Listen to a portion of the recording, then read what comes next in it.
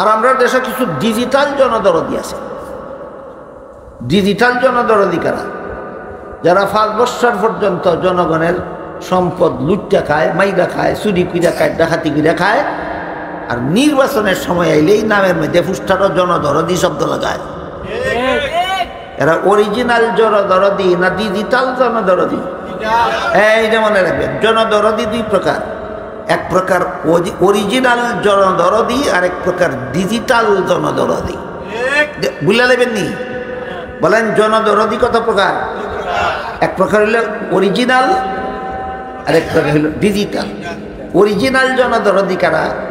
যারা কয় আরে সংসার আল্লাহ চালাই বনে, মুসলমানের বাচ্চারে কলিমা কালাম শিক্ষা দেয়, ফেটো 72 বান্ধা বক্তব্য পড়ায়, ফেটো 72 বান্ধা মসজিদ ইমামতি করে, 3000, 4000, 5000 টাকা বেতন দেয়, ফানের টেহা মাছের টেহা হইয়া না, 5 জন 7 জন সংসারের খরচ কেমনে হইব? কয় আল্লাহ চালাই বনে, মানুষের দিনের কাজটা করি। এরা অরিজিনাল জনদরদি। কেমন জনদরদি? অরিজিনাল জনদরদি। যারা নিজের জান্নাতে যাওয়া বিরতি দিয়া দাঁড়াইয়া যায়, মনে মনে ভাবে আমার জান্নাতে আমি ফরে যাই, শেষ চেষ্টা করে দেখি লোকটারে জাহান্নাম থেকে বাঁচানো যায় কিনা। এরা জনদরদি কেমন? অরিজিনাল। আর ডিজিটাল জনদরদি হলো 5টা বছর পর্যন্ত দেশটা লুটে খায়, নির্বাচনের সময়টা আইলেই ফুস্টার মধ্যে লাগায় জনদরদিকে ভোট দিয়া আপনাদের সেবা করার সুযোগ দিন। কি করার? বানানটা কি? দৈন্ত সহায়কার সে। নির্বাচনের পরেই দৈন্ত সহায়কার ঠিক রেখা বয়ের আকারটা বদলাইয়া দৈন্তন্য লাগাইয়া দেয়। নির্বাচনের আগে আসিল সেবা, আর নির্বাচনের পর থেকে শুরু করে সেবন। কি বদলাইছে? খালি বয়ের আকার বদলাইয়া দৈন্তন্য লাগাইছে, বয়ের আকার বদলাইয়া দৈন্তন্য লাগাইছে। এদের জনসেবা হইল ডিজিটাল জনসেবা। বুঝলে দেবেন গাছটা থেকে? হ্যাঁ, সারা জগতে জনসেবা 2 রকমের আছে, একটা অরিজিনাল জনসেবা আর একটা ডিজিটাল জনসেবা। মনে থাকুনি? আলেমরা ভাববেন আমার জান্নাতে আমি ফরে যাই, শেষ চেষ্টা করে দেখি লোকটারে নিয়ে জাহান্নাম থেকে বাঁচানো। আল্লাহ রসুল বলেন দাঁড়াইয়া আল্লাহকে বলবেন, হে আল্লাহ, এই লোকটা ঠিকই কইছে, আমার এই মহব্বত করার কারণে একদিন 1 গ্লাস পানি পান করাইছিল। ওই লোকটা ঠিকই কইছে, আমার এই মহব্বত করার কারণে একদিন 1 বদনা উজুর পানির ব্যবস্থা করে দিল। আল্লাহ বলবেন, হে আলেমরা শোনো, এদের গুনার কারণে আমি হুকুম দিছি জাহান্নামে যেত। হুকুম দিব না? হুকুম দিছি, হুকুম দিছি জাহান্নামে যেত। কিন্তু তোমরা যেহেতু সাক্ষী দিলা, এরা তোমরা মহব্বত করতো, তোমাদের সাক্ষীর কারণে এদেরকে মাফ করে দিলাম। আলেমরা তোমরাও জান্নাতে যাও, এই সমস্ত গুনাহগার মুসলমানদেরকে সাথে নিয়ে যাও। এই কথাটাও যারা বুঝে না, এদেরকে একজন আলিমে ও ইচ্ছা মতো গোল দেয়। কেমনে গোল দেয়? ওয়াজ মফিলত ওয়াজ করবো লেগে গেলে কয় 40 মিনিট ওয়াজ করব, আমাকে 1 লাখ টাকা দিতে হবে। বলে আমরা তবিলত এত টেহা নাই। বলে চান্দা করছো না? বলে করছি তো। ওইছে না তো, এত টাকার তবিল হইছে না। কয় যারার কাছ থেকে চান্দা করছো এরা গিয়া কও নায়েবে নবীর মোহব্বত অন্তরে থাকলে চান্দা বাড়াইয়া দাও। ও মন্ত্র শিখাই দেয় চান্দা কেমনে বাড়াইতো, কারণ বক্তারে 1 লাখ টাকা চুক্তি করে আনন্দ লাগবো। কিসের দোহাই দিয়া 1 লাখ টাকা নিতে চায়? আলিমকে, নায়েবে নবীকে মোহব্বতের দোহাই দিয়া। নবী বলেন নায়েবে নবীরে মোহব্বত করতে 1 লাখ টাকা লাগে না, শুধুমাত্র একটা অন্তরের দরকার। আমরা এখানেও ভুল করি, গোল খাই, মনে করি 1 লাখ টাকা দিয়া প্রমাণ দিতাম আমি হুজুরে মোহব্বত করি, গুল্লা যাইব তোমার 1 লাখ টাকা। এরা ওই 1 লাখ টাকার চুক্তি করে আইয়া আপনারা জাহান্নাম থেকে বাঁচার ভট্টা ছিনাইয়া দেওয়া যায় না। কতলা আজগুবি কথা কইয়া নাইছো তুইলা তুইয়া জায়গা আইলো বক্তা 1 লাখ টাকার চুক্তি করিয়া। তো ওয়াজ মাহফিলের সভাপতি বক্তার এখানে কানে কয়, হুজুর সুদখোরের বিরুদ্ধে কিছু বলবেন না কেন? আপনার 1 লাখ টাকা ফুরাইতে গিয়ে এর কাছ থেকেও চান্দা আনছি। হুজুর কানে কানে কয় ঘুষখোরের বিরুদ্ধে কিছু বলবেন না। কেন? কয় আপনার লাখ টাকা পুরা করতে গিয়ে ঘুষখোরের সান্দাও আনছি। হুজুর বেনামাজির বিরুদ্ধে কিছু বলবেন না। কেন? আপনার লাখ টাকা পূরণ করতে গিয়ে বেনামাজির সান্দারও দরকার হয়েছে। হুজুর বেপরদা মহিলার বিরুদ্ধে কিছু বলবেন না। কেন? আপনার লাখ টাকা পুরা করতে গিয়ে তার কাছ থেকে সান্দ আনছি। এখন যদি আপনি সুদখোরের বিরুদ্ধে ওয়াজ করেন, ঘুষখোরের বিরুদ্ধে, বেনামাজির বিরুদ্ধে, বেপরদার বিরুদ্ধে ওয়াজ করেন, এরা সান্দাটা ফিরত নিয়ে দেব, তোমার লাখ টাকা দিতে পারতাম না। বক্তায় চিন্তা করে দেখে যেইভাবে ওয়াজ করলে বেনামাজির গায়েও লাগে না, সুদখোরের গায়েও লাগে না, ঘুষখোরের গায়েও লাগে না, বেপরদার গায়েও, এমন একটা ওয়াজ করবো ওইলে 27 পানের উপরে যা যাইব, নইলে 7 জমিনের নিচে যা যাইব, কোনো মানুষের দিলও গিয়া লাগবে না। এটারে আমরা দেশের ভাষায় কয় যেমন নুন ফানি তেমন কামদানি। বুঝে থাকলে বলেন, নবীর হাদিস বুঝে থাকলে বলেন, আলিমকে মহব্বত করতে কয় লাখ টাকা লাগে? একটা অন্তর লাগে। এই জন্য রসুল বলেন, একজন গুনাহগার মুসলমান জান্নাতে যাওয়ার পথে আলিমরা ডেকে কইব, হুজুর আমি আপনারে মহব্বত করতাম দুনিয়াতে। কি প্রমাণ? গ্লাস পানি পান করাইছিল। আরেকজন গুনাহগার মুসলমান আরেকজন আলিমরা ডেকে কইব, উনি যাইতেছেন জান্নাতে, ডেকে কইব, হুজুর আমি আপনারে দুনিয়াতে মহব্বত করতাম। প্রমাণ? কইব নামাজের সময় আপনারে এক বদনা উজুর পানির ব্যবস্থা করে দিয়েছিলেন। নামাজের সময় মসজিদের টিউবওয়েলও পানি গেছে বন্ধ হইয়া, আপনার বাড়ির পুকুর থেকে এক বদনা পানি আইনা দিলেন একজন ইমাম সাহেবরে। কত হাজার টাকা লাগে? এই কথাটা আল্লাহ রসুল বলেন হাসরের মাঠে বলবে। এরপরে বলবে, কিন্তু আজকে আমার গুনার কারণে আল্লাহ হুকুম দিয়া দিছেন আমাকে জাহান্নামে যাওয়ার জন্য। আল্লাহর রসুল বলেন, গুনাহগার মুসলমানদের মুখে এই কথাটা শুনে আলিমগঞ্জ যাইতেছিলেন, যার যার জান্নাতে যাওয়া বিরতি দিয়ে দাঁড়াবেন, মনে মনে ভাববেন আমার জান্নাতে আমি পরে যাই, শেষ চেষ্টা করে দেখি লোকটারে জাহান্নাম থেকে বাঁচানি যায় কিনা। এই জন্য অন্য হাদিসে উল্লেখ আছে, আল্লাহ রসুল বলেন, আল্লাহ এবং আল্লাহর রসুলের পরে আলেমগণের চেয়ে বড় জনদরদি জগতে আর কেউ নাই। আল্লাহ এবং আল্লাহর রসুলের পরে আলেমগণের চেয়ে বড় জনদরদি জগতে আর কেউ নেই। কোন কোন আলেম জনদরদি? যারা বলে আমার ওয়াজে মানুষের জাহান্নাম থেকে বাঁচার পথ চিনুক বা না চিনুক, আমার লাখ টাকা হইলেই চলে। এই সমস্ত আলিম জনদরদি না পকেট দরদি, ফ্যাট দরদি? জনদরদি নয়। আল্লাহ রসুল পরিষ্কারভাবে বলেছেন, আল্লাহ এবং আল্লাহ রসুলের পরে হক্কানি আলেমের চেয়ে বড় জনদরদি জগতে আর কেউ নাই। দুনিয়াতেও নিজের ফেটে ফাত্তর বান্ধা অন্য মানুষের জাহান্নাম থেকে বাঁচার পথ দেখায়, আখেরাতেও নিজের জান্নাতে যাওয়া বন্ধ রেখিয়া গুনাহগার মুসলমানকে জাহান্নাম থেকে বাঁচাবার চেষ্টায় লেগে যায়। এই সমস্ত আলেমগণ হক্কানি উলামায়ে কেরাম জনদরদি। আর আমরা দেশে কিছু ডিজিটাল জনদরদি আছে। ডিজিটাল জনদরদি কারা? যারা 5 বছর পর্যন্ত জনগণের সম্পদ লুটটা খায়, মাইরা খায়, চুরি কিরা খায়, ডাকাতি কিরা খায়, আর নির্বাচনের সময় আইলেই নামের মধ্যে ফুস্টারও জনদরদি শব্দ লাগায়। এরা অরিজিনাল জনদরদি না ডিজিটাল জনদরদি? এই যে মনে রাখবেন, জনদরদি 2 প্রকার। এক প্রকার অরিজিনাল জনদরদি, আর এক প্রকার ডিজিটাল জনদরদি। বুঝলে নেবেন নি?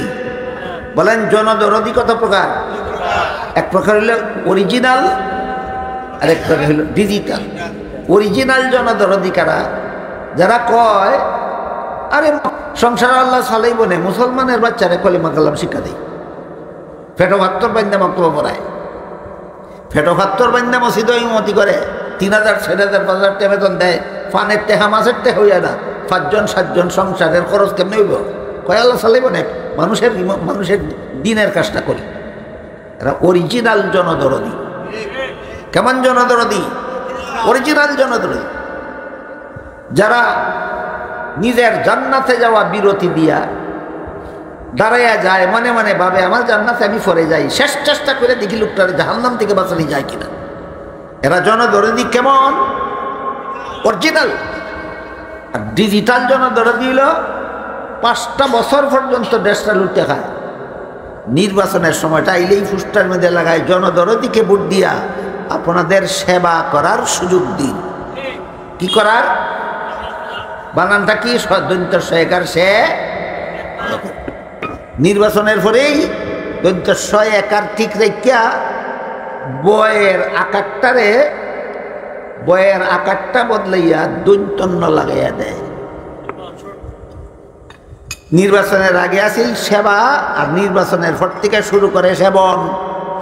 কি বদলাইছে? খালি বয়ের আকার বদলাইয়া দৈন্তন্য লাগাইছে, বয়ের আকার বদলাইয়া দৈন্তন্য লাগাইছে। এদের জনসেবা হইল ডিজিটাল জনসেবা। বুঝলে দেবেন গাছটা থেকে? হ্যাঁ, সারা জগতে জনসেবা দুই রকমের আছে, একটা অরিজিনাল জনসেবা আর একটা ডিজিটাল জনসেবা। মনে থাকুনি? আলেমরা ভাববেন আমার জান্নাতে আমি পরে যাই, শেষ চেষ্টা করে দেখি লোকটারে নিয়ে জাহান্নাম থেকে বাঁচানো।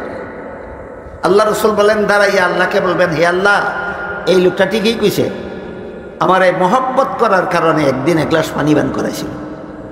ওই লোকটা ঠিকই কইছে, আমার মহব্বত করার কারণে একদিন এক বদনা উজুর পানির ব্যবস্থা করে দিল।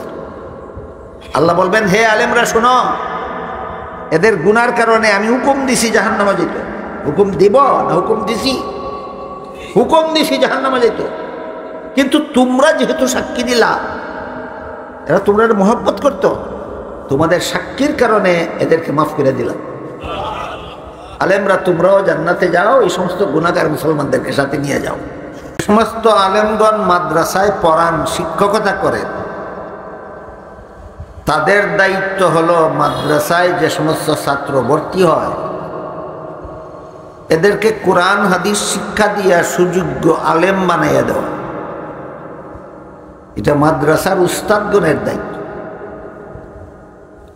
শুধুমাত্র মাদ্রাসার ছাত্রদেরকে কোরআন হাদিস শিক্ষা দেওয়া। কিন্তু সমাজের প্রতি 1999 জন মুসলমান কোনোদিন মাদ্রাসায় লেখাপড়া করতে যায় না। কেউ সারা জীবন গৃহস্থী করে কাটায়, কেউ সারা জীবন ব্যবসা করে কাটায়, কেউ সারা জীবন চাকুরি করে কাটায়, কেউ স্কুল কলেজে লেখাপড়া করে। কিন্তু আমি আপনাদের কাছে জিজ্ঞাসা করতে চাই, যে সমস্ত মুসলমান গৃহস্থী করে, ব্যবসা করে, চাকরি করে, স্কুল কলেজে লেখাপড়া করে, এরা আল্লাহর বান্দা কিনা? এরাও আল্লাহর বান্দা কিনা? এরাও নবীর উম্মত কিনা? তাদেরও জাহান্নাম থেকে বাঁচার দরকার আছে কিনা? পথ দেখাবে কে? আল্লাহ বলেন আলেমগণ। যে কোনো পেশার মুসলমান, সমাজের যে কোনো দায়িত্ব পালনকারী মুসলমান হোক, সমাজের সর্বস্তরের মানুষকে জাহান্নাম থেকে বাঁচার পথ দেখাবার দায়িত্ব হলো আলেমগণ। এই দায়িত্বটা পালন করার জন্য বর্তমান বাংলাদেশের 30,000 কওমি মাদ্রাসার পক্ষ থেকে বৎসরে 30,000 ওয়াজ মাহফিল হয়, ইসলামী সম্মেলন হয়।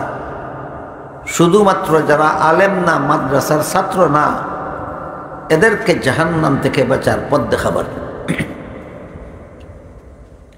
এদের পথটা কোনটা? যারা আলেমও না, মাদ্রাসার ছাত্রও না, গৃহস্থী করে, ব্যবসা করে, চাকরি করে, স্কুল কলেজে লেখাপড়া করে, এদের জাহান্নাম থেকে বাঁচার পথ কোনটা? এটাই হলো এই সবার কেন্দ্রীয় আলোচ্য বিষয়। যে সবার মধ্যে আলেমও না, মাদ্রাসার ছাত্রও না, এদেরকে জাহান্নাম থেকে বাঁচার পথটা চিহ্নিত করে দেখাইয়া দেওয়া হয়, বুঝাইয়া দেওয়া হয়, এই সবাই হইল সার্থক সভা। আর যদি ওয়াজের নামে, ইসলামী সম্মেলনের নামে, তফসিরের নামে অনুষ্ঠান হয়, কিন্তু যারা আলেমও না, মাদ্রাসার ছাত্রও না, তারা জাহান্নাম থেকে বাঁচার পথটা চিন্না যাইতে না পারে, ঘন্টার পর ঘন্টা ওয়াজ শুনলো, রাতের পর রাত ওয়াজ শুনল, প্রতিদিন ওয়াজ শুনে, সারা বৎসর ওয়াজ শুনে, জীবন ভর ওয়াজ শুনে, কিন্তু চিনতে পারলো না আমার জাহান্নাম থেকে বাঁচার পথটা কোনটা। যদি এমন হয় দুর্ভাগ্যবশত, তাইলে বলেন তো আপনারা কথা বুঝে থাকলে তার ওয়াজ শোনা সার্থক না বিফল? জাহান্নাম থেকে বাঁচার পথটা চিন্না যাইতে পারে যে এইটা আমার জাহান্নাম থেকে বাঁচার পথ, তাইলে তার একদিনের ওয়াজ শোনা সার্থক। হ্যাঁ, রাসূল যেই পথ বলে গেছেন, সর্বস্তরের মুসলমানদের জাহান্নাম থেকে বাঁচার যেই পথটা রাসূল বলে গেছেন, সেই পথটাই আলেমদের বলতে হবে। নিজের পক্ষ থেকে মন গড়ে। জীবনে কোনোদিন একবেলা নামাজ বসে, জীবনে কোনোদিন একটা রোজাও রাখছেন, জীবনে কোনোদিন ফর্দাও করছেন না। নবীর বিবি জীবনে একটা নামাজও পড়ছেন না, একটা রোজাও রাখছেন না, কোনোদিন ফর্দা। আজকে থেকে জাহান্নাম থেকে বাঁচতে নামাজ রোজা লাগে না। এই ধরনের বক্তারও সমাজে অভাব নাই। পরে আরেক বক্তায়, তার দলের আরেক বক্তায়, তার সমর্থক আরেক বক্তায় এটারে গসা মাজা করছে। কি বক্তার বক্তৃতারে গসা মাজা করছে। তুই কইতে পারলে না খাদিজার ইন্তেকালের আগে রমজান মাসের রোজা ফরজ হয়েছিল না? তুই কইতে পারলে না খাদিজার ইন্তেকালের আগে ফর্দা ফরজ হয়েছিল না? এটা না কই আজগুবি কথা কইলে লাগি। এই দান্দালিটা ওই সমাজে ওয়াজের নামে চলছে।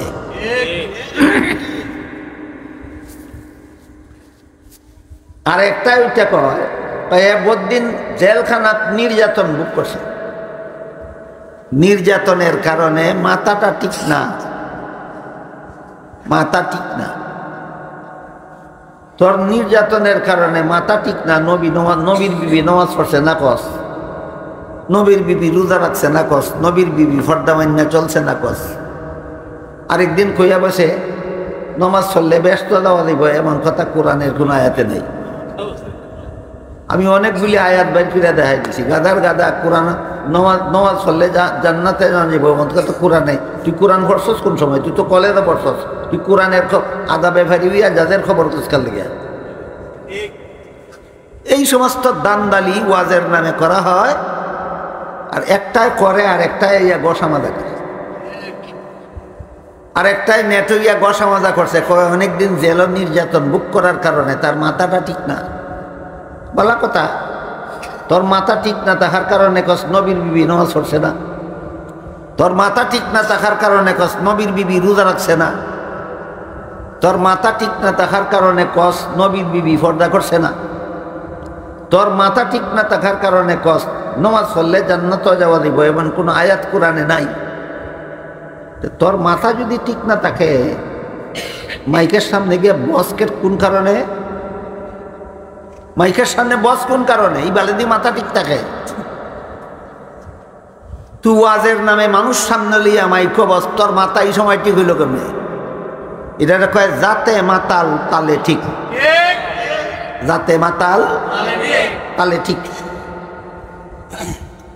এক বেটা বলে বাজারও গেছে, খোলার শরী ব্যস্ত, পাইকারি 20 টাকা আলি বিচালিছে সপ্তাহে কেন?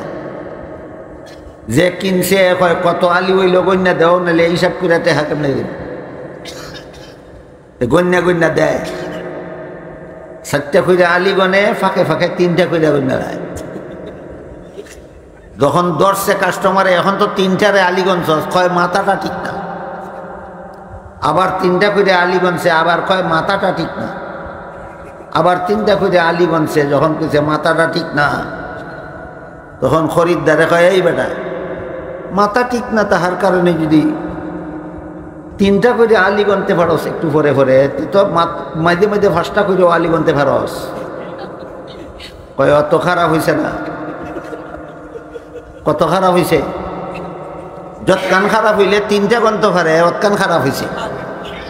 যৎকান মাথা খারাপ হইলে 5টা করে আলি গনবো, অতকান খারাপ হয়েছে না?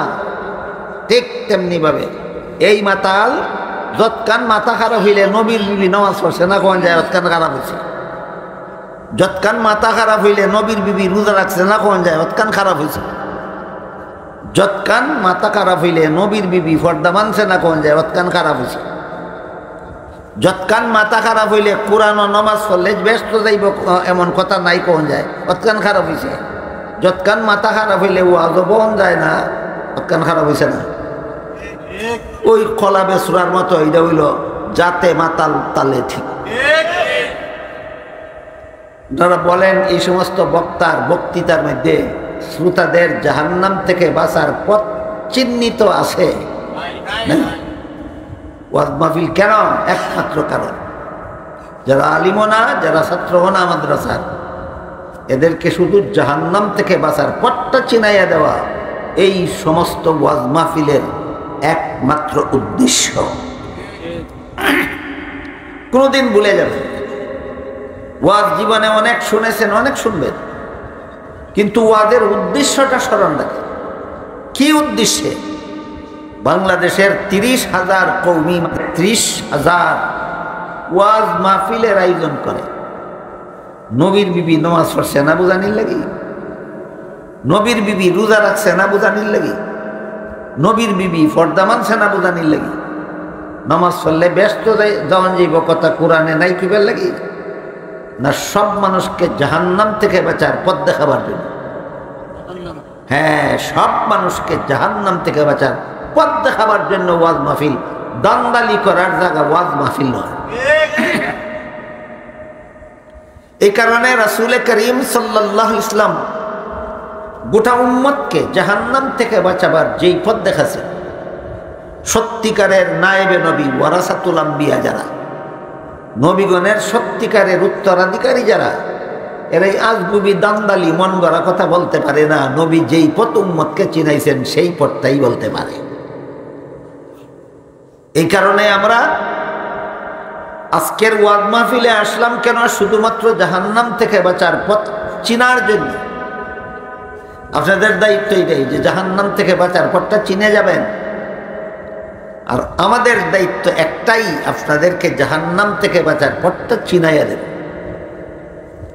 যে হাদিসে রাসূল করিম সাল্লাল্লাহু আলাইহি ওয়াসাল্লাম পরিষ্কারভাবে সর্বস্তরের মুসলমানদের জন্য জাহান্নাম থেকে বাঁচার পথ চিনাইয়া দিছেন, আমি আপনাদের সামনে সেই হাদিসটা তিলাওয়াত করেছি।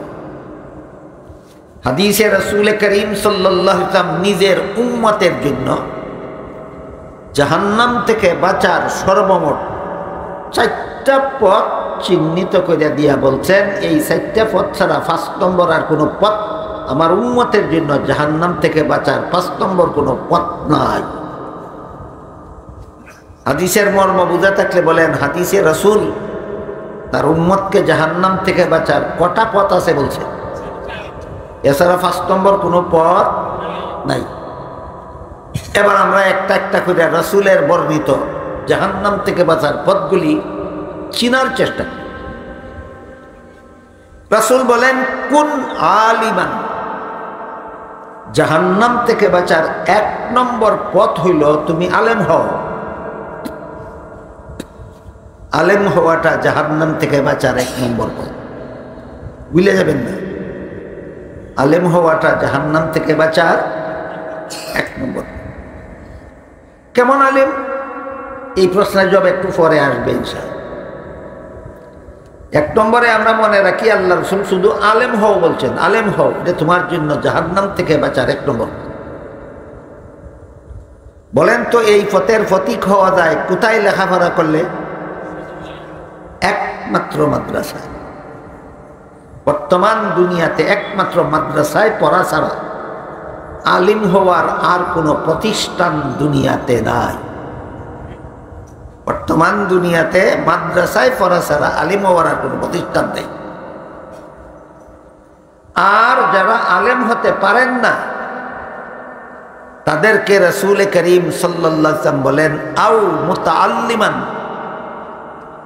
আলিমের ছাত্র হও। কাজেই মাদ্রাসায় যারা লেখাপড়া করে এরা কার ছাত্র? আলিমের ছাত্র। এরা রাসূলের হাদিস মতো জাহান্নাম থেকে বাঁচার 2 নম্বর পথে আছে। যারা মাদ্রাসায় লেখাপড়া করেছেন তারা আছেন জাহান্নাম থেকে বাঁচার 1 নম্বর পথে, যারা মাদ্রাসায় লেখাপড়া করতেছে তারা আছে জাহান্নাম থেকে বাঁচার 2 নম্বর। কিন্তু যারা আলেমও না, মাদ্রাসার ছাত্রও না, এই যে আগে বললাম, সারা জীবন গৃহস্থী করে, সারা জীবন চাকরি করে, সারা জীবন ব্যবসা করে, স্কুল কলেজে লেখাপড়া করে, আলেমও না, আলেমের ছাত্রও না, এদের জন্য রাসূল বলেন তোমাদের সকলের জন্য জাহান্নাম থেকে বাঁচার 3 নম্বর পথ আছে। আলেমরা আছে 1 নম্বর পথে, মাদ্রাসার ছাত্ররা আছে জাহান্নাম থেকে বাঁচার 2 নম্বর পথে। যারা আলিমও না, মাদ্রাসার ছাত্রও না, রাসূল এদের জন্য জাহান্নাম থেকে বাঁচার 3 নম্বর পথ বাতাইছেন। কত নম্বর পথ? 3 নম্বর পথ।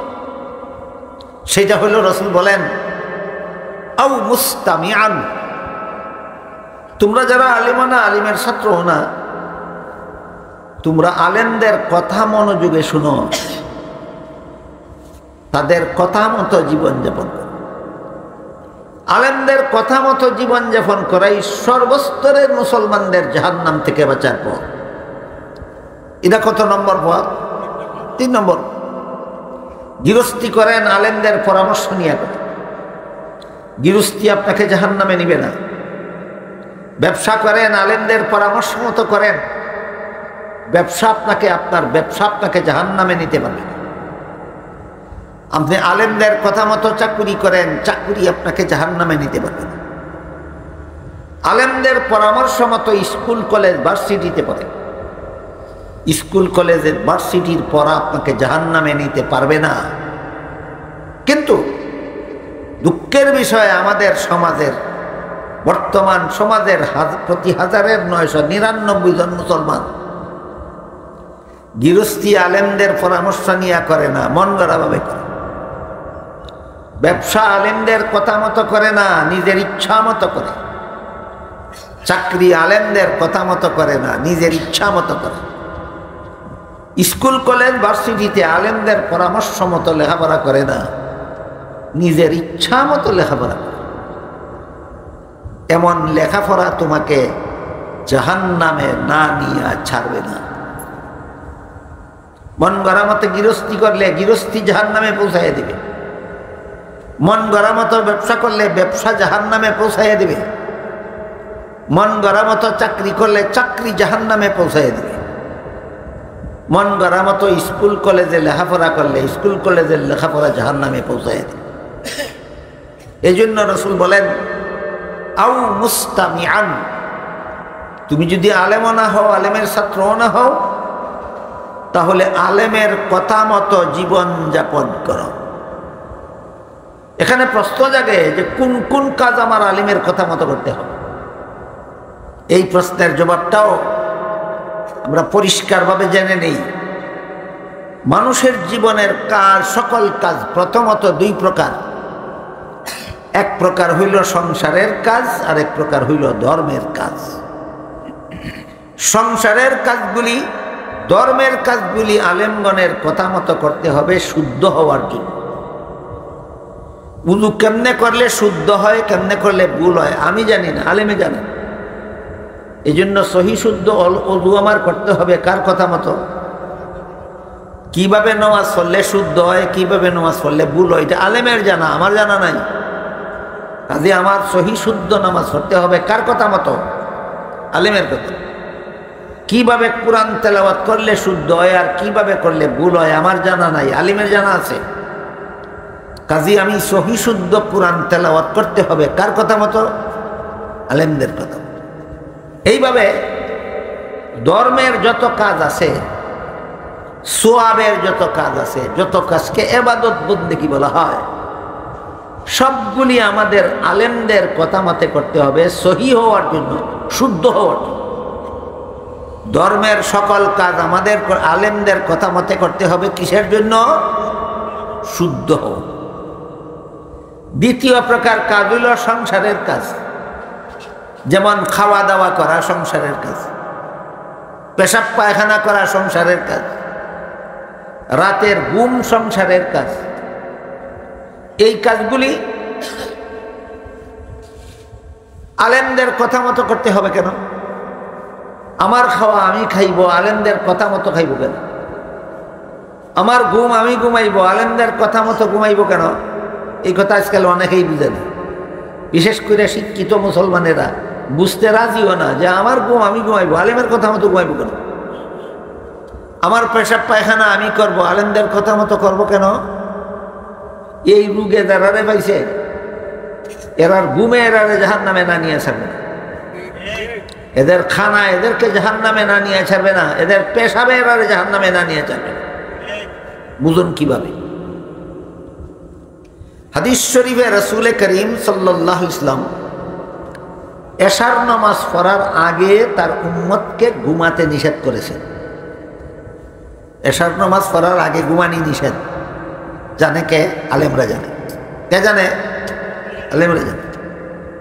কাজে আমি সন্ধ্যার পরে এশার পড়ার আগে ঘুমাইব না এশার পরে ঘুমাইব, এই ব্যাপারে আমার আলেমের কথা মানা দরকার। দরকার কি না? যদি দরকার বুঝেন না তাইলে বলেন, আমাদের বর্তমান সমাজে এমন কোনো মুসলমান আসেনি যে প্রত্যেক দিন ওই এশার নামাজ না পড়ে ঘুমাইয়ে থাকে? নাই? শতকরা ৮০ জন, শতকরা ৮০ জন প্রত্যেক দিন ওই এশার নামাজ না পড়ে ঘুমাইয়ে থাকে। যার এক রাতের ঘুম তাকে এশার নামাজ পড়তে দিল, যার এক রাতের ঘুম তাকে ফজরের নামাজ পড়তে দিল না, তার এক রাতের ঘুমই তাকে জাহান্নামে না নিয়ে ছাড়বে না। জাহান্নামে নেওয়ার জন্য কত বছরের ঘুম দরকার? এক রাতের ঘুম যথেষ্ট। জাহান্নামী ঘুম ঘুমাইবার জন্য এক রাতের ঘুম যথেষ্ট। এশার যে রাতের ঘুমে আমার এশার নামাজ পড়তে দেয় না, এক রাতের ঘুমই আমাকে জাহান্নামে পৌঁছাইবার জন্য যথেষ্ট। ঘুম তো সংসারের কাজ দিয়েছিল, কিন্তু মন গড়া মতে ঘুমাইলে এক রাতের ঘুমেই জাহান্নামে নিয়ে যাবে। আলিমদের কথা মতো ঘুমাইলে সারা জীবনের ঘুমেও আমাকে জাহান্নামে নিতে পারবে না। তাইলে বুঝে থাকলে বলেন তো, আলেমের কথা মতো ঘুমাবো কেন? ঘুমটা আমার হালাল হওয়ার জন্য। কি হওয়ার জন্য? হালাল হওয়ার জন্য। আলিমের কথা মতো নামাজ পড়বো কেন? নামাজটা শুদ্ধ হওয়ার জন্য। আলিমের কথা মতো উযু করব, উযুটা শুদ্ধ হওয়ার জন্য। আলিমের কথা মতো হজ করব, হজটা আমার শুদ্ধ হওয়ার জন্য। কিন্তু আলিমের কথা মতো খানা খাইব, খানা হালাল হওয়ার জন্য। আলিমের কথা মতো পেশাব পায়খানা করব, পেশাব পায়খানা করাটা হালাল হওয়ার জন্য। আলিমের কথা মতো রাত্রে ঘুমাবো, ঘুম আমার হালাল হওয়ার জন্য। কাজেই ধর্মের কাজগুলি আলেমদের কথা মতে করতে হবে সহি শুদ্ধ হওয়ার জন্য, আর সংসারের কাজগুলি আলেমদের কথা মতো করতে হবে হালাল হওয়ার জন্য। এই দুইটা কথা দেখেন সারা জীবন মনে রাখতে পারবেন কিনা। আমি আবার বলি, ধর্মের যাবতীয় কাজ আলেমদের কথা মতে করতে হবে সহি শুদ্ধ হওয়ার জন্য, আর সংসারের সকল কাজ আলিমদের কথা মতে করতে হবে হালাল। ব্যবসা সংসারের কাজ, কোনো উপায়ে আছে ব্যবসা করলে হারাম হয়, কোনো উপায়ে আছে ব্যবসা করলে হালাল। আমার ব্যবসা আমি করব, আলেমদের কথা মতো করব কেন? বলেন। আমার চাকরি আমি করব, আলিমের কথা মতো করব কেন? হালাল হওয়ার জন্য। আমার স্কুল কলেজের লেখাপড়া আমি করব, আলিমের কথা মতো পড়ব কেন? হালাল। স্কুলের লেখাপড়ার মধ্যে কেমনে হালাল হয় আর কেমনে হারাম হয় আমার বুঝানির মতো সময় আমার হাতে নাই, শাস্তিও মানায় না। এখনো যদি বাড়িতে যাই না, ঘুমাই না, তাহলে আগামীকাল চলতে পারবো না। স্কুলে আলেমের কথা মতো স্কুলে পড়লে স্কুলের পড়া হালাল হবে, আলেমের কথা মতো কলেজে পড়লে কলেজের পড়া হবে হালাল, আলেমের কথা মতো ভার্সিটিতে পড়লে ভার্সিটির পড়া হবে হালাল। মন গড়া মতো আর স্কুল কলেজ ভার্সিটিতে পড়লে কেন হারাম হবে? শুধু এই কথাটা বলি, কেন হারাম? আমাদের বর্তমান বাংলাদেশের স্কুল কলেজ ভার্সিটিতে লেখাপড়া করিয়া মন গড়া মতে লেখাপড়া করিয়া যথেষ্ট পরিমাণ নাস্তিক জন্ম হয়েছে বাংলাদেশে। এর মধ্যে একটা নাস্তিকের নাম আছিল ডক্টর আহমদ শরীফ, একটা নাস্তিকের নাম তসলিমা নাসরিন, একটা নাস্তিকের নাম কবি শামসুর রহমান, একটা নাস্তিকের নাম সালমান রুশদি।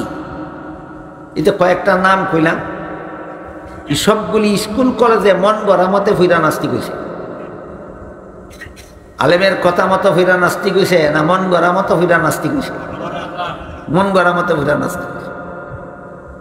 বলেন ডক্টর আহমদ শরীফ আর তসলিমা নাসরিন জান্নাতের পথে আছে না জাহান্নামের পথে আছে? পড়ার কারণে না মন গড়া পড়ার কারণে? মন গড়া। আলিমের পরামর্শ মতো স্কুলে পড়ছে না, আলিমের পরামর্শ মতো কলেজে পড়ছে না, আলিমের পরামর্শ মতো ভার্সিটি পড়ছে। এই কারণে কোনো সন্দেহ নাই এদের স্কুল কলেজের লেখাপড়া এদেরকে জাহান্নামে না পৌঁছাইয়া ছাড়বে না। ঠিক তেমনি ভাবে আমাদের সমাজে যারা রাজনীতি করেন, রাজনীতিরে যদি সংসারের কাজ মনে করেন তাহলে আলেমদের কথা মতো রাজনীতি করতে হবে হালাল হওয়ার। রাজনীতিরে যদি কেউ ধর্মের কাজ মনে করেন তবু আলেমদের কথা মতো রাজনীতি করতে হবে সহি শুদ্ধ হওয়ার। রাজনীতিরে যারা ধর্ম মনে করে এরা আলেমদের কথা মতো রাজনীতি করতে হবে সহি শুদ্ধ হওয়ার। কারণ রাজনীতির মধ্যে শুদ্ধ আছে, ভুল আছে। আর যারা রাজনীতিরে সংসারের কাজ মনে করে এরাও রাজনীতি আলেমদের কথা মতে করতে হবে হালাল হওয়ার। 2 নম্বর দলের কথাই বলি, যারা মনে করে রাজনীতি সংসারের কাজ, এরা যদি মন গড়া মতে রাজনীতি করে কোনো সন্দেহ নাই তোর বেটা মরতে দেরি হইতে পারে, তোর জাহান্নামে পৌঁছতে দেরি হবে না, তোর রাজনীতি তোর জাহান্নামে না পৌঁছে আসবে না। কারণ তোমার রাজনীতি আরাম। গুড়ার ডিম জানে ওই না রাজনীতি কেমনে আলালয় আর কেমনে আরাম হয়। রাজনীতি করতে করতে কে গেছি, রাজনীতি করতে করতে খালি দাড়ি মুছ পাকছে না, শরীরের যত পশম আছে সবগুলি হয়ে গেছে শুধু রাজনীতি করতে করতে। এখনো জানে না কেমনে রাজনীতি করলে হালাল হয় আর কেমনে রাজনীতি করলে হারাম হয়। রাজনীতি করতে করতে মাথার চুল থেকে, দাড়ির থেকে, মুছ থেকে নিয়ে শরীরের সমস্ত পশম পাকাইছে, এখনো জানে না কেমনে রাজনীতি করলে হালাল হয় আর কেমনে রাজনীতি করলে হারাম হয়। এই কারণে অন্তত যারা যারা কোনো না কোনো দলের সাথে রাজনীতি করেন, আপনার রাজনীতি হালাল হওয়ার জন্য জেনে রাখা দরকার কিভাবে রাজনীতি করলে হালাল হয় আর কিভাবে রাজনীতি করলে হারাম হয়। যেভাবে রাজনীতি করলে জনগণের অধিকার রক্ষা হয়, এটা মনে রাখবেন, ভুলবেন না কোন দিক। যেভাবে রাজনীতি করলে জনগণের অধিকার রক্ষা হয় সেইভাবে রাজনীতি করা হালাল। যেভাবে রাজনীতি করলে জনগণের অধিকার রক্ষা হয় না সেইভাবে রাজনীতি করা হারাম। তাহলে রাজনীতির কোনো হালাল হারাম নাই। তাহলে বলেন কিভাবে রাজনীতি করলে হালাল হয়? যেভাবে রাজনীতি করলে জনগণের অধিকার রক্ষা হয়। গুড়ার ডিমা জানে না জনগণের অধিকার কটা সরকারের কাছে, জানে না? বললাম না, রাজনীতি করতে করতে ফাঁকাইলেই সে সব কিছু। এখনো জানে না সরকারের কাছে জনগণের অধিকার কি আছে। যে অধিকার জানে ওই না রক্ষা করবো কি গুড়ার ডিম? তাহলে এই সমস্ত মূর্খরা রাজনীতি করে, রাজনীতি শিক্ষা না তালে তালে তালে তোমার তালে তালের রাজনীতি মইরা দেখ বেটা, তোর মরতে দেরি হইতে পারে, তোর রাজনীতি তোর জাহান্নামে পৌঁছাইতে দেরি হইতো না। কাজেই যারা রাজনীতি করেন জনগণের অধিকার রক্ষা হইলে এই রাজনীতি হালাল হবে, কিন্তু জনগণের অধিকার কি জানলে রক্ষা করবো না না জানলে? এত জানেই না জনগণের অধিকার কি। এই জন্য আপনারা যারা যারা রাজনীতি কইরাও জাহান্নাম থেকে বাঁচতে চান, আপনাদের এই জানা দরকার যে সরকারের কাছে জনগণের অধিকার কয়টা এবং কি কি। হালাল রাজনীতি করতে হইলে সরকারের কাছে জনগণের 6টা অধিকার আছে। নির্বাচনের আগেই বলতে হবে এই 6টা অধিকার আমরা গদিতে গেলে এই 6টা অধিকার রক্ষা করব। হালাল রাজনীতি করতে গেলে নির্বাচনের আগেই জনগণকে 6টা অধিকার কি কি উল্লেখ করে বলতে হবে যে আমরা গদিত গেলে এই 6টা পাওনা হইব তোমরা, আমরার কাছে এই 6টা পাওনা তোমরা দিয়া দিব। তখন তার রাজনীতি করা হালাল, তার ভোট দেওয়া হালাল, তার জন্য সরকার গঠন করা হালাল। কথা বুঝছেন দি? বলেন তাহলে হালাল রাজনীতিতে সরকারের কাছে জনগণের ভাবনা কটা? 6টা। 1 নম্বর হইল খাদ্য। তালিকাগুলি বলি, বিবরণ বলার টাইম নেই আমার। 1 নম্বর খাদ্য, 2 নম্বর বস্ত্র, 3 নম্বর শিক্ষা, 4 নম্বর স্বাস্থ্য মানে চিকিৎসা, 5 নম্বর বাসস্থান, 6 নম্বর নিরাপত্তা। কটা হয়েছে? খাদ্য, বস্ত্র, শিক্ষা, স্বাস্থ্য, বাসস্থান, নিরাপত্তা। এই 6টা যে সরকারে জনগণকে ব্যবস্থা করে দিতে পারে তার রাজনীতি হালাল। যারা 1 নম্বরটাই দিতে পারে, 1 নম্বরটা কি? খাদ্য। সমস্ত জনগণের খাদ্য সংগ্রহের ব্যবস্থা করে দেওয়া সরকারের দায়িত্ব।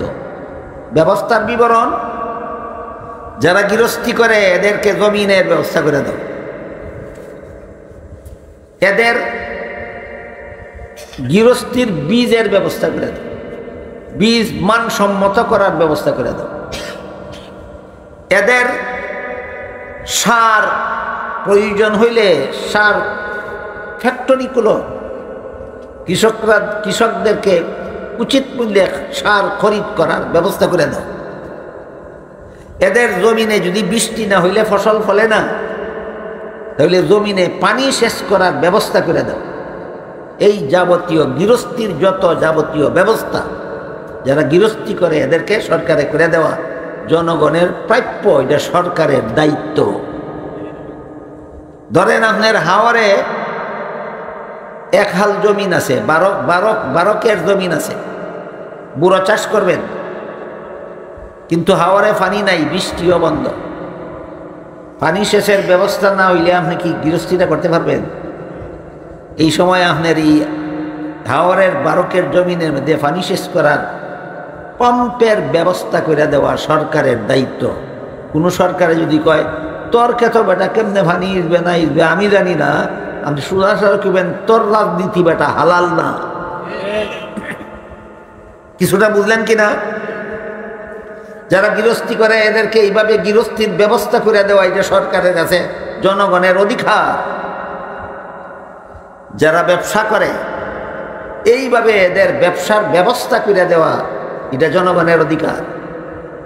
যারা চাকরি করে এদেরকে চাকরিতে নিয়োগ দেওয়া, ডিউটি চিহ্নিত করে দেওয়া, যে পরিমাণ বেতন দিলে তার সংসার চলতে পারে সেই পরিমাণ বেতন দেওয়া, যে সরকারের কাছে জনগণের প্রাপ্য অধিকার। যে সরকারে শিক্ষিতদেরকে চাকরি দিতে পারে না, যে সরকারে ঘুষ না দিলে চাকরি দেয় না, যে সরকারে চাকরি দেয় ডিউটি ঠিক করে দেয় না, যে সরকারে যে পরিমাণ ডিউটি খাটায় এই অনুপাতে বেতন দেয় না, যে সরকারের বেতন দিয়ে চাকরিজীবীর সংসার চলে না, এই সরকারের গদি দখল করা হারাম, গদি কামড় দিয়ে বসে থাকা হারাম। কেটা খারে বোঝাই তো আমি করতাম কচু ভাতার ফানি দিল্লে দেয়। আমার এই কথাগুলি যে কোনো কাজে লাগবে না আমি বুঝি, কিন্তু আপনাদের তো বোঝা দরকার। আপনাদের সমাজ যেতায় যেতায় রাজনীতি করে, হালাল রাজনীতি করে না হারাম রাজনীতি করে, এটা বুঝাবার লেগে বুঝাচ্ছে।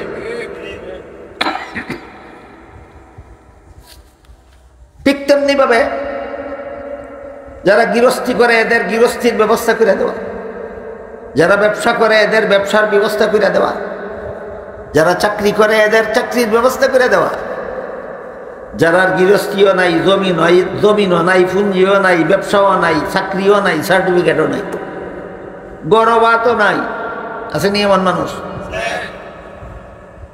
এদের ব্যাপারে সরকারের কি দায়িত্ব?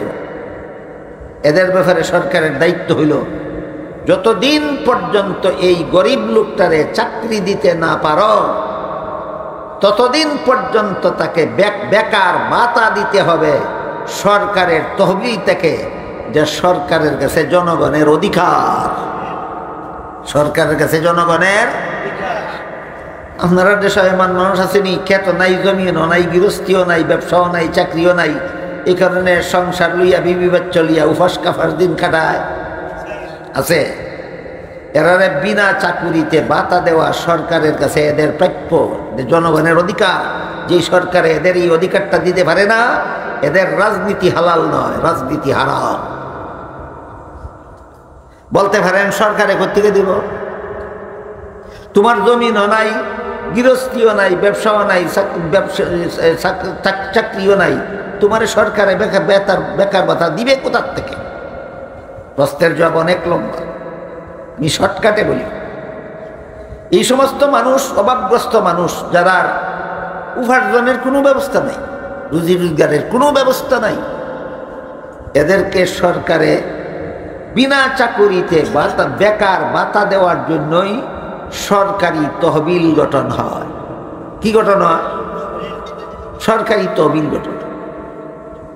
সরকারি তহবিল থেকে যত লক্ষ কোটি টাকা এই রাজনীতিবিদ সুরেরা বিদেশ পাচার করে, এর 100 ভাগের 1 ভাগ যদি গরিবদেরকে বেকার ভাতা দিত, বাংলাদেশের কোনো গরিব উপবাস থাকতে হইত না। তাহলে যেই টাকাটা গরিবদের প্রাপ্য ছিল বেকার ভাতা হিসাবে, এই টাকাটা সুরের দল রাজনীতির নামে চুরি কইরা বিদেশ নিয়ে যায় না। বাংলাদেশের কোনো রাজনীতিবিদ বাংলাদেশের কোনো সম্পদ চুরি কইরা বিদেশ নেয় না। কে কে নেয় আর কে কে নেয় না, এটার একটা হিসাব আছে আমার কাছে। বুঝতাম নি? বুঝতাম। ঈদল গদিত গিয়া কয় ঈদলে দেশটা লুটতে খাইছে, আর ঈদল গদিত গিয়া কয় ঈদলে দেশটা লুটতে খাইছে। দুনো দলে সত্য হইয়া থাকলে ঘটনাটা কি হয়েছে? কোন বুঝছেন নি? লুটতে কাটায় কাটায় খায়। এই দুটার জন্য রাজনীতি করা হারাম। দুটার জন্য রাজনীতি করা হারাম। এই জন্য বলছিলাম, রাজনীতিরে যদি সংসারের কাজ মনে করেন, তাহলে রাজনীতি আলেমদের কথা মতে করতে হবে হালাল হওয়ার জন্য। আর আলেমরা বলে রাজনীতি ওই রাজনীতি হালাল যেই রাজনীতির দ্বারা জনগণের অধিকার রক্ষা হয়। যে রাজনীতির দ্বারা জনগণের অধিকার রক্ষা হয় না, এই রাজনীতি হারাম। এমন হারাম রাজনীতি যারা করে, এদের মরতে কিছুদিন দেরি হইতে পারে, কিন্তু এদের রাজনীতি এদেরকে জাহান্নামে পৌঁছাইতে 1 সেকেন্ডও দেরি করবে না। মরবো আর জাহান্নামে দেবে। এতক্ষণের কথা যারা বুঝেছেন তারা বলেন, সংসারের কাজ হিসাবে আমি গৃহস্থী করি, করতে হবে কার কথা মতো? কেন? হালাল হওয়ার জন্য। সংসারের কাজ হিসাবে আমি ব্যবসা করি, করতে হবে কার কথা মতো? কেন? হালাল হওয়ার জন্য। সংসারের কাজ হিসাবে আমি চাকরি করি, করতে হবে কার কথা মতো? হালাল হওয়ার জন্য। সংসারের কাজ হিসাবে আমি স্কুল কলেজে পড়ি, কিন্তু পড়তে হবে কার কথা মতো? কেন? হালাল হওয়ার জন্য। সংসারের কাজ হিসাবে আমি রাজনীতি করি, কিন্তু করতে হবে কার কথা মতো? কেন? হালাল হওয়ার জন্য। এই জন্য রাসূল বলেন, তুমি যদি আলেমও না হইতে পারো, আলিমের ছাত্রও না হইতে পারো, জীবনের সকল কাজ আলিমদের কথা মতো করবে। ধর্মের কাজগুলি করবে আলিমদের কথা মতো করবে, সহি শুদ্ধ হওয়ার জন্য। সংসারের কাজগুলি আলিমদের কথা মতো করবে, হালাল হওয়ার জন্য। তাইলে তোমার কোনো সংসারের কাজে তোমারে জাহান্নামে নিয়ে যাইতে পারবে না। তোমার গৃহস্থী তোমাকে জাহান্নামে নিবে না, তোমার ব্যবসা তোমাকে জাহান্নামে নিবে না, তোমার চাকরি তোমাকে জাহান্নামে নিবে না, তোমার স্কুল কলেজের পড়া তোমাকে জাহান্নামে নিবে না, তোমার রাজনীতি তোমাকে জাহান্নামে নিবে না, যদি হালাল উপায়ে করো। আর হালাল উপায়ে করার একমাত্র ব্যবস্থা আলেমদের কথা মতো করো। এটা হইল সর্বস্তরের মানুষের জাহান্নাম থেকে বাঁচার পথ। পথের নম্বর 3। পথের নম্বর 3। এরপরে রাসূল বলেন, কোন মানুষ যদি এমন হয় আলেমও হইতে পারল না, আলেমের ছাত্রও হইতে পারল না, আলেমের কথা শোনারও সুযোগ পাইল না, এটা কেমনে হয়? ওয়াজ মাহফিলে গেলেই তো আলেমের কথা শোনা যায়, একটা মানুষ আলেমের কথা শোনার সুযোগ পাইল না কিভাবে? এটা একটা প্রশ্ন। যেমন ধরেন একটা মানুষ 10 বৎসরের জন্য জেলখানায় বন্দী হয়ে গেল, 20 বৎসরের জন্য জেলখানায় বন্দী হয়ে গেল, আজীবনের জন্য জেলখানায় বন্দী হয়ে গেল। বাগজুর মাদ্রাসার সবাত আসতেও পারে না, আলেমের কথা শুনতেও পারে না, এরকম আসেনি? এই লোকটা কেমনে জাহান্নাম থেকে বাঁচবে? এই লোকটাকে আল্লাহর রাসূল বলেন, তুমি আলেমকে মহব্বত করো, এটাই তোমার জাহান্নাম থেকে বাঁচার পথ। জাহান্নাম থেকে বাঁচার 4 নম্বর পথ হইল আলিমকে মহব্বত করা। আও মুহিব্বান, রাসূল বলছেন মহব্বত করনেওয়ালা হও। কাজে আলেমকে মহব্বত করবে যারা, আলেম না, এটা আল্লাহর বিধান, নবীর তরিকা, এটা ইসলামী শরীয়তের একটা সিদ্ধান্ত। তুমি আলেমকে মহব্বত করো। আলিমকে মহব্বত করা জাহান্নাম থেকে বাঁচার 4 নম্বর পথ। আলিমকে ঘৃণা করা জাহান্নামে যাওয়ার সোজা পথ। আলিমকে ঘৃণা করা জাহান্নামে যাওয়ার সোজা পথ। আলিমকে মহব্বত করা জাহান্নাম থেকে বাঁচা 4 নম্বর পথ। কিন্তু প্রশ্ন হইল, আলিমরে মহব্বত করব কেন? কারণটা কি? 1 নম্বর কারণ হইল আমার রাসূল বলছেন আলিমরে মহব্বত করো। 1 নম্বর কারণ, রাসূল বলছেন আমাকে মহব্বত করো। আমি কারণ বুঝি না। আচ্ছা বলেন তো, দুধের মধ্যে কি কি ভিটামিন আছে একজন মূর্খ লোকে জানে না। এই ব্যক্তি দুধ খাইলে ভিটামিন পাইতো না, কিছু কম পাইব না 16 আনা? আর একজন MBBS ডাক্তারে দুধের মধ্যে কি কি ভিটামিন আছে সবগুলি জানে। ডাক্তারে দুধ খাইলে বেশি ফায়দা হইব, আর মূর্খ লোকে খাইলে কম ফায়দা হইব না? সমান? ঠিক তেমনি ভাবে একজন মুসলমান অশিক্ষিত, সে আলিমকে মহব্বত করব কোন কারণে? কারণ জানে না, শুধু বলে আমাকে রাসূল বলছেন আলিমকে মহব্বত করতে, এই জন্য মহব্বত করি। এ যেভাবে জাহান্নাম থেকে মুক্তি পাইব। আর একজন শিক্ষিত পণ্ডিতে জানে কোন কারণে রাসূল বলেছে আলিমকে মহব্বত করো, সে যেইভাবে নাজাত পাইব, যে কারণ জানে না, শুধু রাসূলের কথা মানতে গিয়ে আলিমরে মহব্বত করে, সেইভাবেই জাহান্নাম থেকে নাজাত পাইব। কাজে আপনারা কারণ জানেন আর না জানেন, নবীর কথা মানলেই জাহান্নাম থেকে নাজাত। নবীর কথা মানলেই জাহান্নাম থেকে নাজাত। নবী বলেন, তুমি যদি আলেম হতে না পারো, আলিমের ছাত্র হতে না পারো, আলিমের কথা শোনারও সুযোগ না পাও, আলিমরা মহব্বত করো, তুমি জাহান্নাম থেকে বাঁচবে। আর যদি আপনারা কেউ জানতে চান যে কোন কারণে রাসূল কথাটা বললেন, তাহলে আমি কারণটাও বলব। আলিমের মহব্বত করার কথা রাসূল কোন কারণে বললেন বলবো। এটার একটা কারণ আছে। কারণটা বুঝতে গেলে আমি একটা উদাহরণ দিই, আগে উদাহরণটা বুঝেন।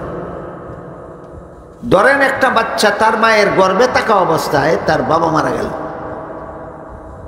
এতিম হইয়া জন্ম হইল, যে কারণে তারে লালন পালন করলো তার চাচা, লেখাপড়া শিখাইয়া মানুষ রূপে গড়ে তুললো তার চাচা। বলেন তো, বাচ্চা জন্ম হইলে তারে লালন পালন করা, লেখাপড়া শিক্ষা দেওয়ার চাচা আসলে চাচার দায়িত্ব না বাবার? বাবা না থাকার কারণে দায়িত্বটা কে পালন করে দিল? কার কাজ কে করে দিল? বাবার কাজ চাচাই করে দিল। এই এতিম ছেলেটারে যদি কোনো মুরব্বী কয়, তুমি তোমার চাচাকেই তোমার বাবার মতো মহব্বত করবা, কারণ আসেনি? কি কারণ? বাবার দায়িত্ব পালন করে দিছে, এই রকম। ঠিক তেমনি ভাবে রাসূলরে বলেন তোমরা আলিমরে মহব্বত করো, এটারও কারণ এরকম। কারণ দুনিয়ার মানুষকে জাহান্নাম থেকে বাঁচার পথ দেখাবার দায়িত্বটা ছিল নবীগণের। দুনিয়ার মানুষকে জাহান্নাম থেকে বাঁচার পথ দেখাবার দায়িত্ব ছিল নবীগণের। আমাদের নবী যেহেতু শেষ নবী, ওনার পরে আল্লাহ আর কাউকে নবী বানাবেন না। কাজেই উনি দুনিয়ার থেকে বিদায় হওয়ার পরে যারা দুনিয়াতে আসবে, এদের আর জাহান্নাম থেকে বাঁচার দরকার নাই।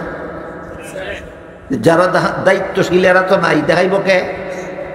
আলিমগণ। এই জন্য হাদিস শরীফে রাসূল বলেছেন, ওয়া ইন্নাল উলামা ওয়ারাসাতুল আম্বিয়া, আলিমগণ নবীগণের কাজ করে, আলিমগণ নবীগণের কাজ করে। নবীগণের যুগে নবীগণের কাজ ছিল দুনিয়ার মানুষকে জাহান্নাম থেকে বাঁচার পথ দেখাও। নবী নাই যুগে আলেমরাই এই দায়িত্বটা পালন করে থাকেন, দুনিয়ার মানুষকে জাহান্নাম থেকে বাঁচার পথ দেখাও। এই জন্য নবী বলেন, যেহেতু আলেমগণ নবীগণের কাজ করেন, কাজেই আলেমগণকে তোমরা মহব্বত করো। এই জন্য তাফসীরের কিতাবে লেখা আছে, আলিমকে মহব্বত করা জান্নাতে যাওয়ার পথ, আলেমকে ঘৃণা করা জাহান্নামে যাওয়ার পথ। কথা পরিষ্কার হইল নি? আলিমরে মহব্বত করা কই যাওয়ার পথ? জান্নাতে যাওয়ার পথ। আলিমকে ঘৃণা করা জাহান্নামে যাওয়া। আলিমরে মহব্বত করলে কিভাবে জাহান্নাম থেকে বাঁচবে, এই ব্যাপারে আর দুইটা হাদিস বলে কথা শেষ করি। এক হাদিসে উল্লেখ আছে, রাসূল করিম সাল্লাল্লাহু আলাইহি ওয়াসাল্লাম বলেন, কিয়ামতের দিন যখন সারা দুনিয়ার সমস্ত মানুষ জীবিত হয়ে হাসরের মাঠে দাঁড়াবে জীবনের সকল কাজের হিসাব দেওয়ার জন্য, জানেন না না মানেন না, না জানেন মানেন, কিয়ামতের দিন হাসরের মাঠে দাঁড়াতে হবে জীবনের হিসাব দেওয়ার জন্য। জানেন কিনা, বিশ্বাস করেন কিনা? রাসূল বলেন, সেই দিন সারা দুনিয়ার সমস্ত মানুষ যখন হাসরের মাঠে দাঁড়াবে জীবনের সকল কাজের হিসাব দেওয়ার জন্য, তখন আল্লাহ আলেমগণকে বলবেন, আলেমরা তোমরা অন্য সকল মানুষ থেকে আলাদা হয়ে আলাদা কাতারে দাঁড়াও। রাসূল বলেন, আলেমগণ যখন আল্লাহর হুকুমে অন্য মানুষ থেকে আলাদা হয়ে আলাদা কাতারে দাঁড়াবেন, তখন আল্লাহ আলেমগণকে বলবেন, হে আলেমরা, আমি আল্লাহ দুনিয়াতে তোমাদেরকে আলেম হওয়ার সৌভাগ্য দান করেছিলাম জাহান্নামের আগুন দিয়ে জ্বালাবার জন্য নয়, তোমরা জান্নাতে চলে যাও। আল্লাহ যারা জান্নাতে দিতে চান তাকেই দুনিয়াতে আলেম, এই কথাটা আমরা জীবন বর্বনে রাখি। আল্লাহ যাকে জান্নাতে দিতে চান তাকেই দুনিয়াতে আলেম বানান। এই জন্য হাসরের মাঠে আল্লাহ আলেমদেরকে আলাদা করে বলবেন, তোমরা জান্নাতে যাও। এখানে একটা প্রশ্ন আছে, তাইলে তো হাদিসে পাইলাম আলিমরা জান্নাতে যায়, তাইলে আলেমে আর নামাজ রোজা করার দরকার কি? আলিম সুদ খাইলে, আলিম ঘুষ খাইলে, আলিম মদ খাইলে, আলিম গাঞ্জা খাইলে, আলিমে বুট চুরি করলে, আলিমে দুর্নীতি করলে, আলিমে জালিয়াতি করলে অসুবিধা কি? রাসূল বলছেন আলিম জান্নাতে যায়। এই প্রশ্নের জবাব পরিষ্কারভাবে লেখা আছে তাফসীরের কিতাবে। সেটা হইল, আলেম দুই প্রকার, এক প্রকার সমাজের দৃষ্টিতে আলেম, আর এক প্রকার আল্লাহর দৃষ্টিতে আলেম। বলেন, আলেম কত প্রকার? এক প্রকার হইল সমাজের দৃষ্টিতে, আর এক প্রকার হইল আল্লাহর দৃষ্টিতে। সমাজের দৃষ্টিতে আলেম কারে কয়? যিনি কোরআন হাদিসের এলিম শিখেছেন কিন্তু এলিম মতো জীবনযাপন করেন না, সমাজে তারেও আলেম কয়। এলিম শিখলেই আলেম কয় সমাজে। আল্লাহ কোরআন হাদিসের এলিম শিখলেই আলেম কয় না। এলিম শিকার পরে যারা এলিম মতো জীবনযাপন করে আল্লাহ তাদেরকে আলেম করে। কোরআন হাদিসের এলেমের দ্বারা যে যত কিছু হালাল সাব্যস্ত হয়েছে সেইগুলি গ্রহণ করে, কোরআন হাদিসের এলেমের দ্বারা যত কাজ হারাম সাব্যস্ত হয়েছে এইগুলি বর্জন করে চলে, তার নাম আল্লাহর দৃষ্টিতে আলেম। বুঝে থাকলে বলেন, সব আলিম একরকম না? একদল সমাজের দৃষ্টিতে আলেম, আর একদল আল্লাহর দৃষ্টিতে আলেম। একদল সমাজের দৃষ্টিতে, আর একদল আল্লাহর দৃষ্টিতে। এই ব্যাপারে আমি আপনাদেরকে একটা চমৎকার একটা তথ্য দিতে চাই।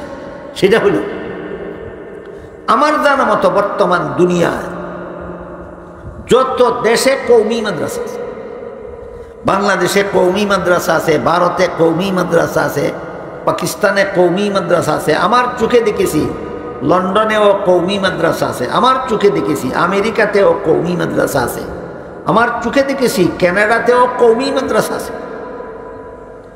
আমি দুনিয়ার যত দেশে যত কওমি মাদ্রাসা দেখেছি, সবগুলি কওমি মাদ্রাসাতে ছাত্ররা ফরানা শিখলে যেভাবে শাসন করা হয়, এলিম মতো আমল না করলে ঠিক সেভাবেই শাসন করা হয়।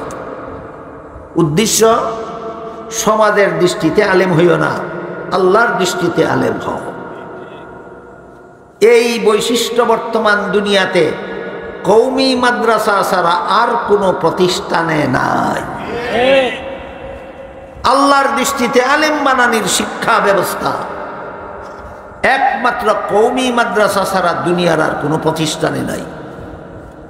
কওমি মাদ্রাসাতে আল্লাহর দৃষ্টিতে আলেম বানাবার ব্যবস্থা যে তার প্রমাণ কি? পড়ানো শিখলেও শাসন করে, এলিম মতো আমল না করলেও শাসন করে, এলিম মতো আমল না করলেও শাসন করে। কেন? সমাজের দৃষ্টিতে আলেম বানাবার জন্য না আল্লাহর দৃষ্টিতে আলেম বানাবার জন্য? আল্লাহর দৃষ্টিতে আলেম। এবার বলেন, আল্লাহর দৃষ্টিতে যারা আলেম এরাও বেনামাজি হতে পারবে?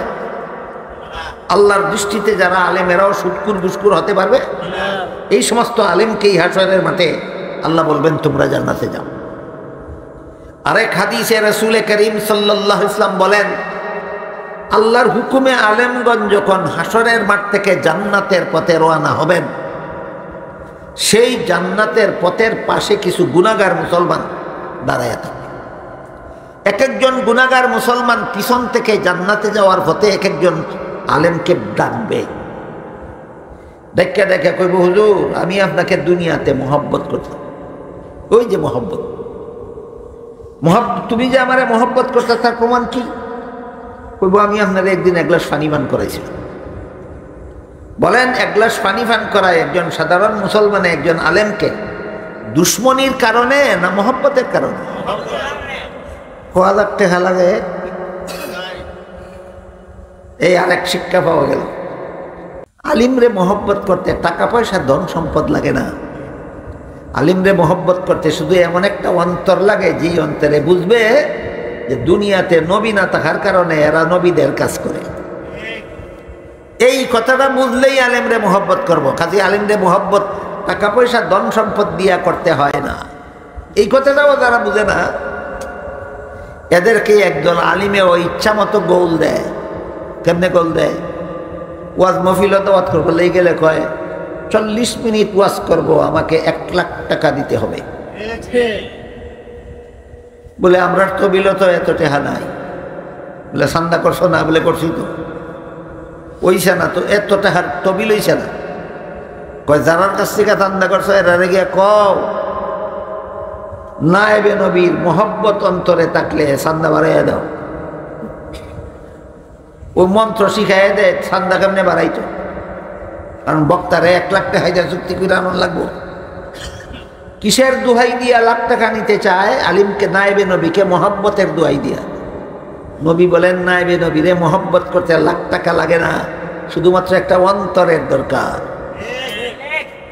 আমরা এখানেও ভুল করি, গোল খাই, ভুল করি, গোল খাই, মনে করি লাখ লাখ টাকা দিয়া প্রমাণ দিতাম আমি হুজুরদের মহব্বত করি, গুল্লায় যাইব তোমার লাখ লাখ টাকা।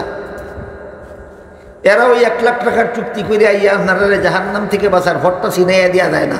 কতলা আজগুবি কথা কইয়া নাইছো তুইলা তুইয়া যায় না। আইলো বক্তা লাখ টাকার চুক্তি করিয়া, তো ওয়াজ মাহফিলের সভাপতি বক্তার এখানে কানে কয়, হুজুর সুদখোরের বিরুদ্ধে কিছু বলবেন না। কেন? কয় আপনার লাখ টাকা ফুরাইতে গিয়া এরার কাছ থেকেও চান্দা আনছি। হুজুর কানে কানে কয় ঘুষখোরের বিরুদ্ধে কিছু বলবেন না। কেন? কয় আপনার লাখ টাকা পুরা করতে গিয়া ঘুষখোরের চান্দাও আনছি।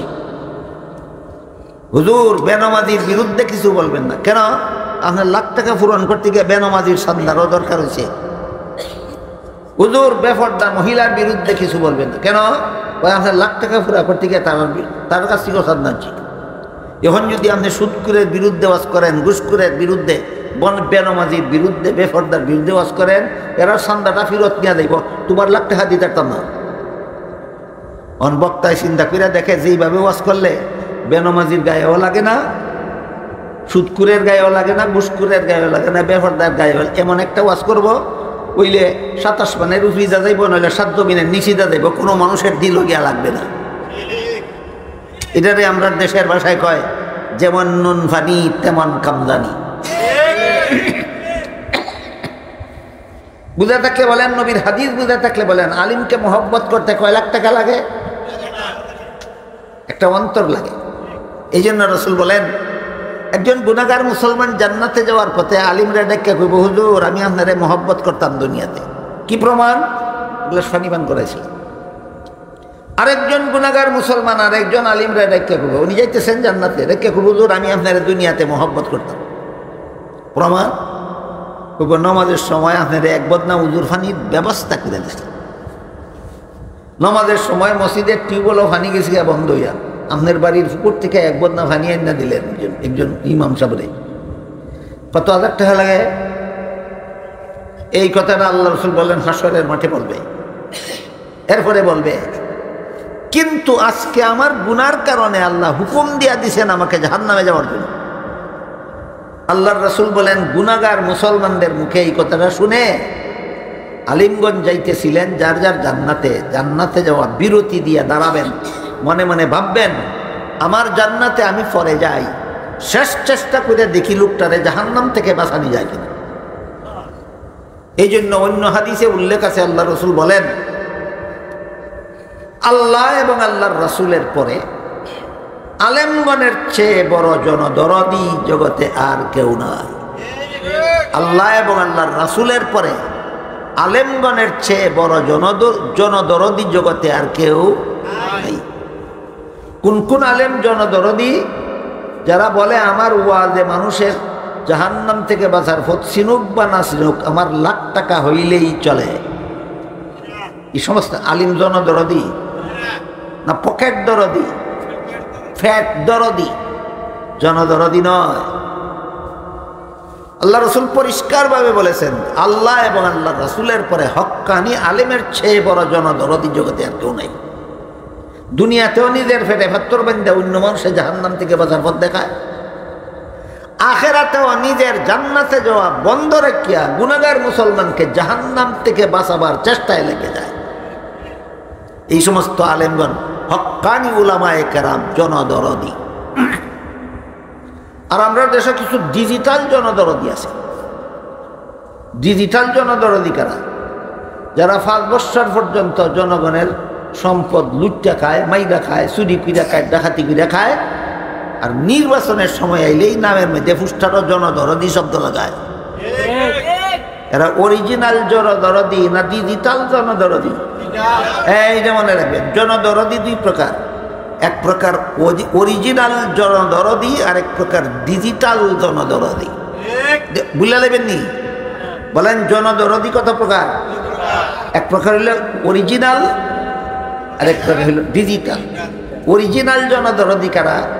যারা কয় আরে সংসার আল্লাহ চালাই বনে মুসলমানের বাচ্চারে কলিমা কালাম শিক্ষা দেয়, ফেটো ভাত্তর বান্ধা বক্তব্য পড়ায়, ফেটো ভাত্তর বান্ধা মসজিদ ইমতি করে, 3000 4000 5000 টাকা বেতন দেয়, ফানের টেহা মাছের টেহা হইয়া না, 5 জন 7 জন সংসারের খরচ কেমনি হইব?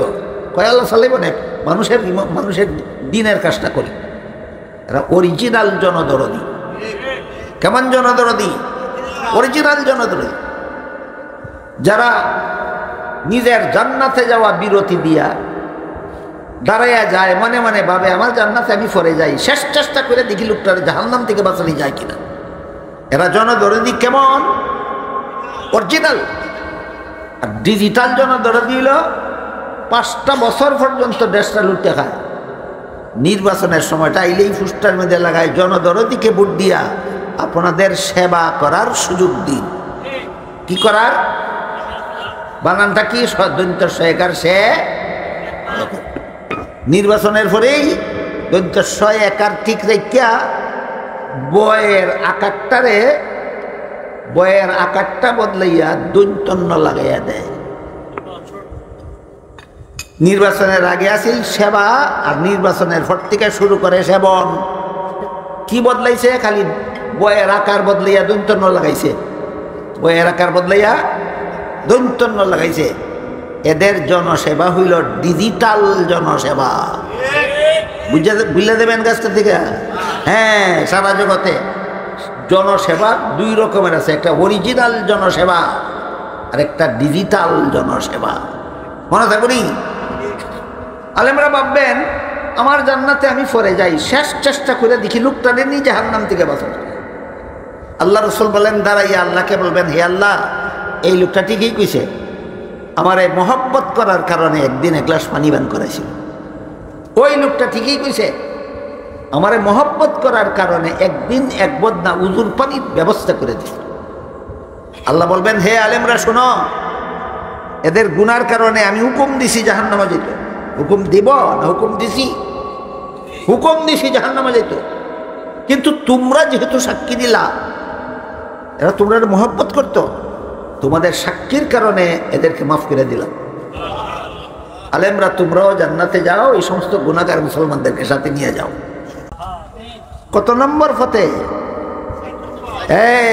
এক দুইজনে ইয়াদ দিয়েছে। 4 নম্বর, রাসূল বলেন আলিম হওয়া জাহান্নাম থেকে বাঁচার 1 নম্বর পথ, আলিমের ছাত্র হওয়া জাহান্নাম থেকে বাঁচার 2 নম্বর পথ, আলিমের কথা মতো জীবনযাপন করা জাহান্নাম থেকে বাঁচার 3 নম্বর পথ। তাও সুযোগ না পাইলে আলিমকে লক্ষ টাকা দিয়া মহব্বত করা না অন্তর দিয়া মহব্বত করা, এইটা বলবেন না, এইটা বলবেন না। আমার তো বিভিন্ন দেশের, বাংলাদেশের শেষ সীমানা পর্যন্ত আমি যাই, বিভিন্ন প্রোগ্রামে খুলনা পর্যন্ত যাই, রাজশাহী যাই, বগুড়া যাই, রংপুর যাই, দিনাজপুর যাই, কতখানে যাই। অনেকে আসা যাওয়ার খরচের টাকাও দিতে পারে না, তবিল হইছে না, সান্দা হইছে না। প্রয়োজনে আমি আমার পকেট থেকে এদের তবিলে দিয়ে আসি। পকেট গরম করতাম গেছি বাজ না, মানুষের জাহান্নাম থেকে বাঁচিবার পথ দেখাইতাম গেছি। বেচারা গরিব মানুষ রিক্সা বইয়া যা পারছে চান্দা দিছে, সারাদিন মাটি কাটতে খায়, হয়তো যা পারছে চান্দা দিছে। এদের গলাত ফাড়া দিয়া, বুকা ফাড়া দিয়া আমার লাখ টাকা উদ্ধার করা এটা নায়েবে নবীর কাজ নয়, পকেট গরম করার কাজ।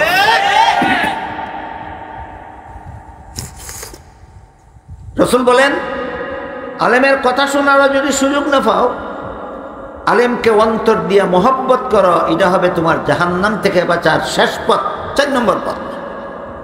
এরপরে রাসূল বলেন, ওয়ালা তাকুন খামিসান ফাতাহি, সাবধান, এমন যেন না হয় যে তুমি আলেমও হলে না, আলিমের ছাত্রও হলে না, আলিমের কথাও শুনলে না, আলিমকে মহব্বত করলে না, তাহলে তোমার কপালে জাহান্নাম ছাড়া আর কিছু নাই, তোমার কপালে ধ্বংস ছাড়া আর কিছু নাই। হাদিসটা আগাগোড়া যারা শুনছেন বুঝছেন, তারা বলেন মাদ্রাসার সভাটা কেন?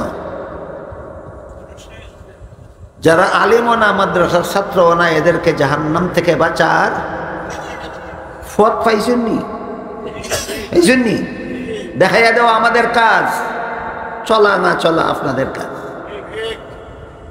পথ চিনাইয়া দেওয়া নবী আর নায়েবে নবীদের কাজ, পথে চলা না চলা শ্রোতাদের কাজ। আমরা যদি দেখাই না আমাদের জাহান্নামে যেতে হবে, আপনারা যদি দেখাইয়া দেওয়ার পরেও পথে চলেন না, আপনাদের জাহান্নামে যেতে হবে। আপনাদের জাহান্নাম থেকে বাঁচার চেষ্টা আপনারা করেন, আমরা জাহান্নাম থেকে বাঁচার চেষ্টা আমরা করি। আমাদের দায়িত্ব হলো পথ দেখাইয়া দেওয়া, আপনাদের দায়িত্ব হলো পথে চলা। আল্লাহ আমাদের আপনাদের সবাইকে যার যার দায়িত্ব পালনের তৌফিক দান করুন। সবাই বলুন আমিন। সুবহান।